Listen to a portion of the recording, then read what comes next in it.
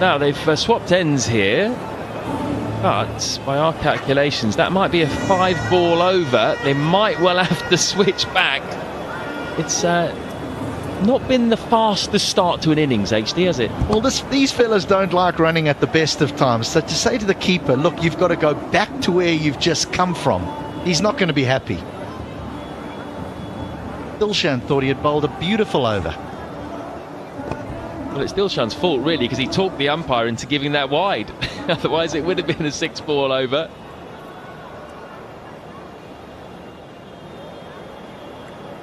So we go again. Let's see if we can get this second over finished. Change in the field. Extra man in the offside ring. Short again, cut again. This time he hasn't got all of it, but it's still gone through the same gap. It's not going to get to the boundary, I don't think. Well done, Jivan Mendes. And they're coming back for 3. Good bit of running by Ian Bell. Now, that is the over, and it's 11 without loss.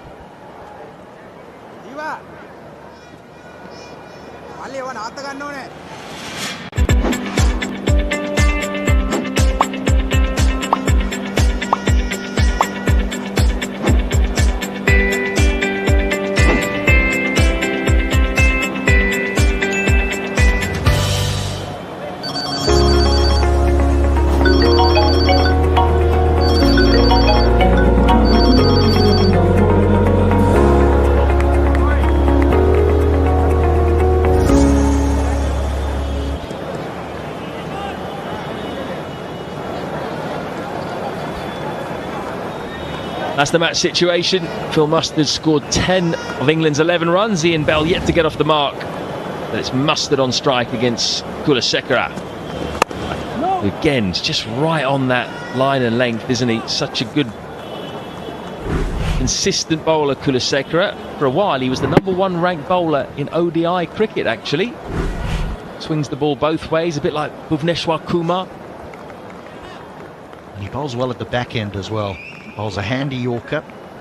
What he's been so effective with here this evening early on is he's been straight. He's provided the left-hander with no width. A bit of work for Sanat to do. He gets his weary legs round. Good to see him on the pitch. Can't wait to see him bat as well. That's Kulasekara's record in Tests, ODIs and T20s. Superb. 48 wickets in Test cricket. That was probably his weaker format. 199 in 184 ODIs, 125 in 112 T20s. Fantastic servant for Sri Lanka. That is a Jaffa, absolute Jaffa from Kulasekara. This is off the wicket. Bang, just seems away from the left-hander, no chance. Beautifully presented seam, wasn't it? Almost gun barrel straight.